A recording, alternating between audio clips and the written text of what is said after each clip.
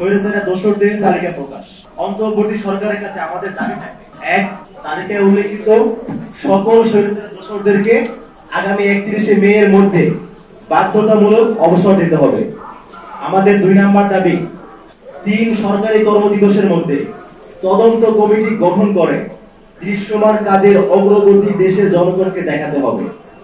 সময় হচ্ছে 3 সরকারি কর্মদিবস, এর মধ্যে তদন্ত কমিটি গঠন করতে হবে। তদন্ত কমিটি গঠন করে যে কাজ হচ্ছে সেই দৃশ্যমান কাজের ফলাফল, দৃশ্যমানের কাজের প্রসেস দেশের জনগণের সামনে উন্মোচিত করতে হবে। আমাদের 3 নাম্বার দাবি, দেশের তথ্য পাচারকারী ছাত্র জনতার বুকে গুলি চালানো নির্দেশদাতা এবং সহযোগী সকল আমলা এবং প্রশাসনের কর্মকর্তাদের পরিবার সহ সকলের ব্যাংক হিসাব ও অবৈধ সম্পদ জব্দ করতে হবে। দেশের তথ্য পাচারকারী ছাত্র জনতার বুকে গুলি চালানো, যেই গুলি চালানোর নির্দেশ যারা দিয়েছে এবং যারা সহযোগী করেছে, এরকম সকল আমলা এবং প্রশাসনের ব্যক্তিবর্গ যারা আছে তাদের পরিবার সহ সকলের ব্যাংক হিসাব এবং অবৈধ যে সম্পত্তিগুলো রয়েছে সেগুলো জব্দ করতে হবে। আমাদের 4 নাম্বার দাবি, স্বৈরাচারের দোষর আমলা ও প্রশাসনের কর্মকর্তাদের দেশ থেকে নিষেধাজ্ঞা দিতে হবে এবং আইনানুগ ব্যবস্থা গ্রহণ করতে হবে। অর্থাৎ যারা ফেসিবাদের দোষর আমলা এবং যারা এখনো শপথে বহাল রয়েছে, আওয়ামী লীগকে প্রশ্নে জড়িয়েছিল, তাদের দেশ থেকে নিষেধাজ্ঞা দিতে হবে। তারা যেন কোনো ক্রমে বিচার না হওয়ার পূর্বে দেশ ছেড়ে পালাতে না পারে, এটা ইনশিওর করতে হবে। একই সাথে তাদের বিরুদ্ধে আইনানুগ ব্যবস্থা গ্রহণ করতে হবে।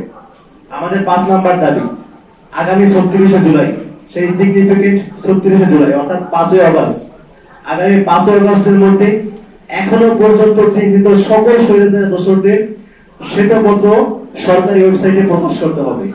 অর্থাৎ যে তালিকা আমরা প্রকাশ করেছি এবং অন্যরা যে সমস্ত তালিকা প্রকাশ করেছে সবগুলো তালিকা ভেরিফিকেশন করে যারা আসলে স্বৈরাচারের দোষর ছিল তাদেরকে শ্বেতপত্র আকারে সরকারি ওয়েবসাইটে তাদের নামগুলো প্রকাশ করতে হবে। আমাদের 6 নাম্বার দাবি, আপনারা জানেন যে আইনের 132 নাম্বার ধারার কারণে থানাগুলোতে খনি পুলিশের ন্যায় মামলা নিচ্ছে না। যারা আমাদের উপর গুলি চালিয়েছিল সমস্ত পুলিশের কর্মকর্তারা, তাদের বিরুদ্ধে মামলা করতে গেলে আপনারা জানেন আইনের 132 নাম্বার ধারার দোহাই দেওয়া হয়, এই দোহাই দিয়ে মামলা নেওয়া হয় না। সো আমাদের দাবি হচ্ছে আগামী 31শে মে 2025 এর মধ্যে এই 132 নাম্বার ধারাকে বাতিল করতে হবে অথবা সংশোধন করতে হবে, যাতে করে যারা এই গণহত্যার সহযোগী ছিল, গণহত্যা চালিয়েছে, তাদের বিরুদ্ধে দেশের জনগণ আইনানুগ ব্যবস্থা গ্রহণ করতে পারে। আমাদের 7 নাম্বার দাবি হচ্ছে আগামী 31শে মে এর মধ্যে সেনানিবাসে আশ্রয় নেয়া 626 জনের তালিকা প্রকাশ করতে হবে। অর্থাৎ যারা সেনানিবাসে আশ্রয় নিয়েছিল 626 জন, তাদের তালিকা প্রকাশ করতে হবে পাবলিকলি, এবং তারা এখন কোথায় আছে, তারা কতজন ছিল এবং কার কার সহযোগিতা তারা দেশ ছেড়েছে সেই তালিকাও প্রকাশ করতে হবে। আগামী 31শে মে এর মধ্যে সেনানিবাসে আশ্রয় নেয়া 626 জনের তালিকা প্রকাশ, সচিবালয় ও প্রশাসন স্বৈরাচারের দোষর মুক্ত এবং আইনের 132 নাম্বার ধারা বাতিল অথবা সংশোধন করতে হবে, এটা হচ্ছে আমাদের আজকের দাবি।